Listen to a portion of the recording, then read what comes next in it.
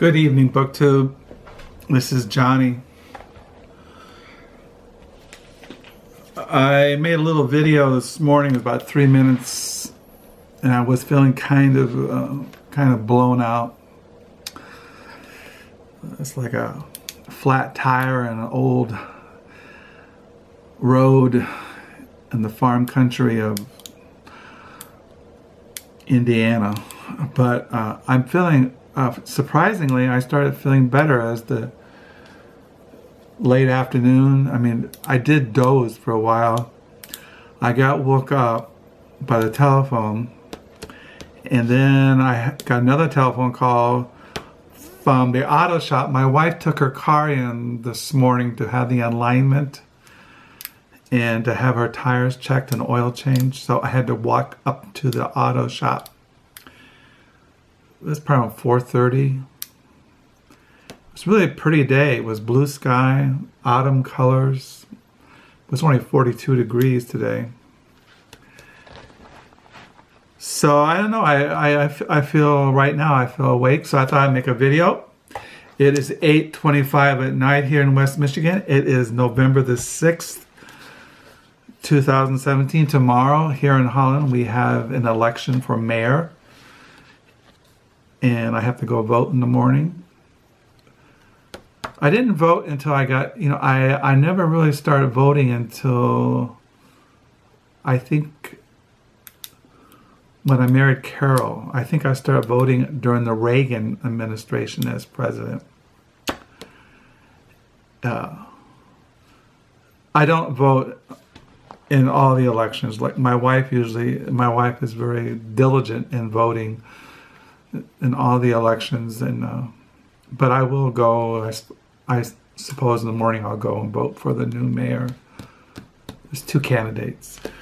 Anyway, I said I was going to make a video about the books. I mentioned last week that I was going to go to a bazaar at Freedom Village, which is a huge retirement complex. And every year they have this big bazaar. They sell baked goods and they sell all kinds of stuff. But they also sell used books. Not a lot. Maybe maybe 4 or 5 tables of used books. Not that many. But I go because they're really cheap, and you never know what you're going to find. So first of all, I want to mention what I did look. My wife went over to Grand Rapids and had lunch with our oldest son and his wife and our granddaughter Josie and the baby that is being formed in Emily's womb, and brought back some New Yorkers. So I looked at those this afternoon, the New Yorkers. And then today I read some more of the Book of Disquiet. And this evening I've been reading the Schlesinger, the Imperial Historian by Richie Atlas. I think I've mentioned that he was a speechwriter for John F. Kennedy. I've shown you this. I got this the other day at a thrift store. He wrote The First 1,000 Days, which is on the presidency of John Kennedy, and he wrote a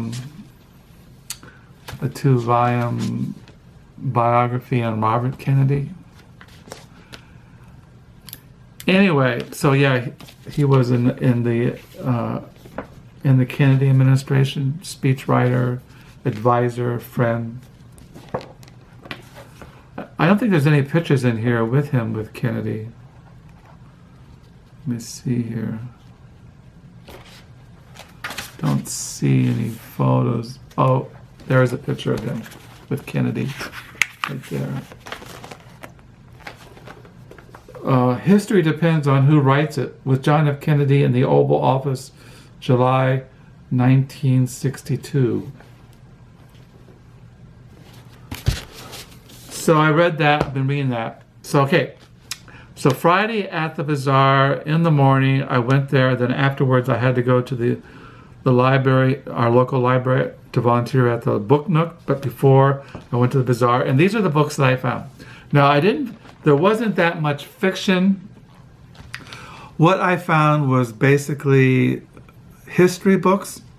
For those who don't know, I've always read church history, especially American church history, American history of American Christianity. I was thinking about this because in the paper in the Grand Rapids Press that my wife got Sunday downtown at Rita's World, there was an article saying that Erdman's, which is a major publishing company here in Grand Rapids, they're closing their bookstore, the Erdman's bookstore. Now, Erdman's is they publish a lot of academic books, biographies, children's books. They're really high quality, scholarly works from all different, they're very ecumenical. And they're closing their bookstore, which was very sad because usually when I would go over to Grand Rapids, I would always go to Erdman's and buy. This is why I'm talking about Erdman's bookstore. When I would go to Erdman's bookstore, I would buy from different areas. I'd buy maybe biblical theology, or I'd buy a commentary, or I would buy something on church history. I always would look for books on church history. I try to not just focus on what, you can read all theology. When I was really in some Calvinistic circles, people would only read the Puritans, and that's all they read. They didn't read biblical theology. They didn't read New Testament theology. They didn't read Old Testament theology. They didn't read commentaries. They didn't read monograms. They didn't study Christian spirituality. They didn't look at Eastern Orthodoxy or the Anabaptists. They just stuck in their own little world. But I've always tried to read all over the place. Not only church history, theology, New Testament theology, but also literature, like, read about John Updike, or read about the Beatniks, or read about the Impressionistic movement in Paris, or read about the First World War, or read about the Transcendentalists in the 1840s, read it by Emerson and Thoreau. I read all over the place. And I didn't believe in just focusing on. Now, I have to admit that for many years, due to going to college and seminary and teaching adult Sunday school and working and raising a family, I didn't have that much time to read outside of certain circles, which means for many years I just read the Puritans, I read theology, and once in a while I'd read a novel by John Irving or John Updike, or I'd read Kerouac or Ginsberg, or I would read something like that. But due to time and working and going to school and raising a family, I didn't have time to read as widely as I do now. And I've been reading more widely since I left the work world, going on now 10 years ago. My wife says in the last 2 years, I've really have gone full blast. That's why we're running out of room due to all the used books I've been buying, and I'm going to have to start doing something about that. But these are the books I found at the Bazaar at the Freedom Village Friday morning before I went to the Book Nook.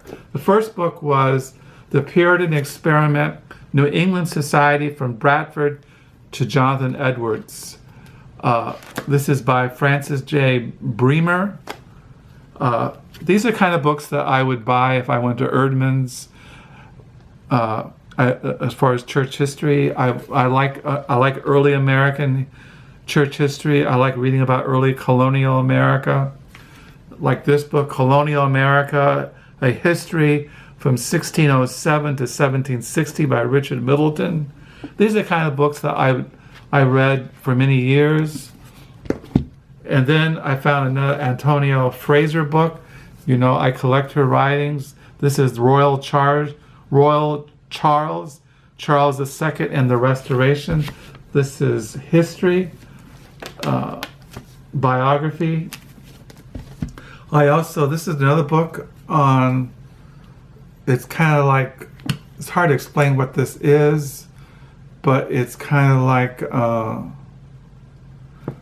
on colonial America, Abalone Seed, 4 British Folkways in America by David Hackney Fischer. It's a big, massive thing.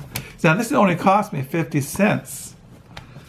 This cost me a quarter, something like that. I think there were 50 cents, and the hardbacks were $1, something like that.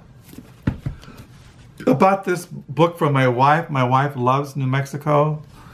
This is Art in New Mexico, 1900 to 1945. Paths to Taos in Santa Fe. My wife loves New Mexico. That was where she had her first job when she got out of nursing school. See, it's all art.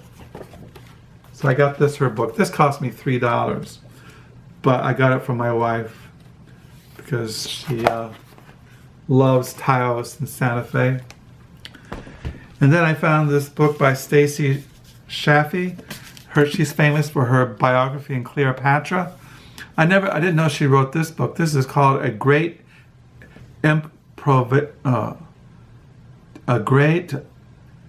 Improvisation. It was to improvisation, Franklin, France, and the Birth of America.